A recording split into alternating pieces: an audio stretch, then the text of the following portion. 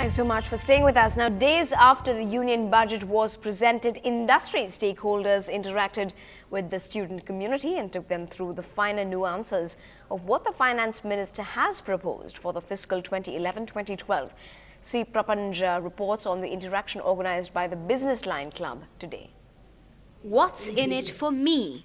That's the question everyone has been asking for the last couple of days after Pranab Mukherjee presented the budget. And answering some of those questions were business head Gopal Srinivasan and chartered accountant R. Anand. Too much of demarcation between men, women, senior citizens is confusing the whole agenda of tax slabs itself.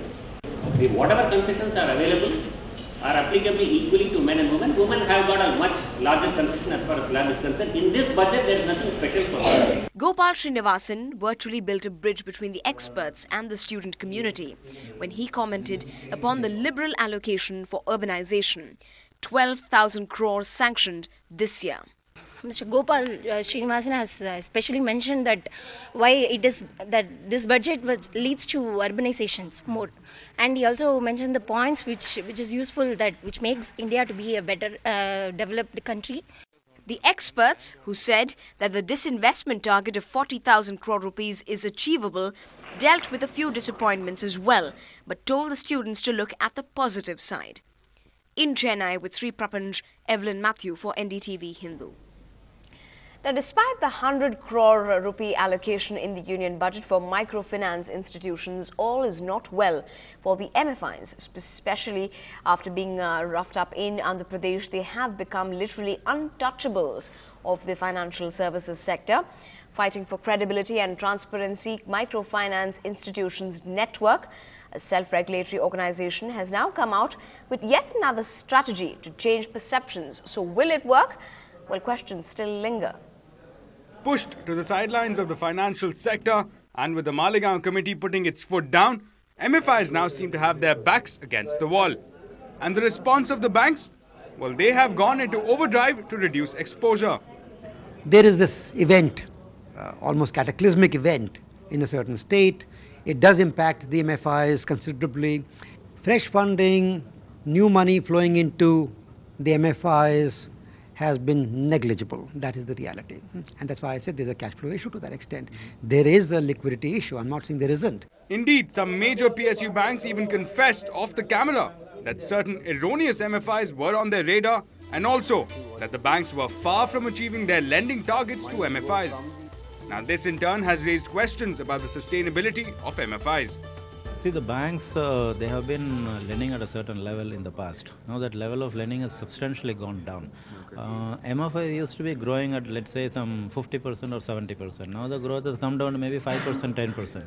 But playing the eternal optimist, the industry does seem to be confident of its future, especially since the budget announcements. The Finance Minister's statement that MFIs have played a very important role in financial inclusion, I think is a very good, very positive, very strong signal. I'm merely saying I'm optimistic in the framework of the fact that overall the Reserve Bank of India, the Government of India are adopting a very positive policy stance towards the sector. But with question marks over industry regulations, challenges posed by lack of a policy framework and severe liquidity crunch, things are indeed looking ominous. Will the industry buckle, or will it iron out the problems and rejuvenate itself? It all depends on the will of the MFIs. In Chennai, this is Ashmit Kumar for NDTV Hindu. We now move on to a story of an unusual man who has helped youngsters from poor families in Bihar to study at the prestigious institutions like the IITs. Anand Kumar, the man behind the noble effort, has been attracting a lot of praise and even been honored here in Chennai city. Anand Kumar belongs to a backward family in Bihar. In 2002, he felt the need to open the gates of prestigious institutions like the IITs to extremely poor families who cannot afford the expensive courses. And Super 30 was born. 30 students train in a batch. They also get food and shelter for free. And Anand does not accept donations to fund his effort. I want to prove that if you have keen desire and iron determination, then you can do anything without any help. It is a model, ये एक model है। इस model के आधार पर दिखाया जा सकता है कि कोई गरीब आदमी भी मॉडल बना के बच्चों की ज़रूरतमंदों की सहायता कर सकता है। Super 30 has been greeted with phenomenal success. In the past 8 years, 212 out of 240 students made it to the IITs, and in the last 3 years, every single trainee qualified for a course in the IIT. Anand Kumar's effort earned him many accolades. The Rotary Club of Madras also honoured him for his untiring service. The success of Anand Kumar was not easy. He was even attacked and injured by those who opposed his work. But nothing could stop him. And Anand now has a dream to achieve. हमारी एक योजनाएं हैं आगे कि हम लोग मिलजुल कर एक स्कूल खोले, ऐसा स्कूल जिसमें क्लास 6 से फ्रॉम क्लास 6 to 12 बच्चों को पिक करें, उन्हें पढ़ाएं और अच्छा करें। The success of Super 30 shows that knowledge knows no barriers. In Chennai, with Krishnamurthy, J. Santosh for NDTV Hindu. On to some sports news. Now, in a big setback to India's chances in the tough Davis Cup World Group clash against the defending champion Serbia, veteran duo of Leander Paes and Mahesh Bhupathi have withdrawn from the tie due to injuries. Leander is down with a wrist injury while Bhupathi has suffered a groin injury. They have been replaced by Karan Rastogi and Yuki Bhamri in the squad now.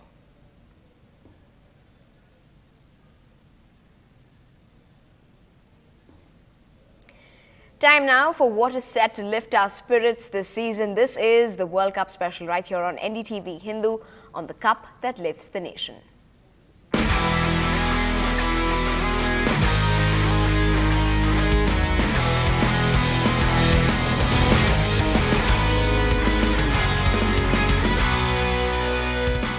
Well, the big news coming in from today's match at the Bangalore stadium of the Chinnaswamy Stadium, rather. Ireland's Kevin O'Brien has created history today with smashing a century of just 50 balls. This makes the Irish batsman the fastest hitter in the history of the World Cup. Bryan has kept his team in the hunt to register one of the biggest wins in the World Cup series so far. It was, in fact, the partnership between O'Brien and A. Cusack which put Ireland in this situation. Both of them have been sharing a match-winning partnership of 162 runs before Cusack got run out, unfortunately, in the 42nd over. Oh, that's a big hit. And it will land safely. And it's cleared the boundary. Cusack getting into the act here. He's played it quite brilliantly, Cusack. Well, that's all the time we have on the late night news. Thanks for watching. Good night.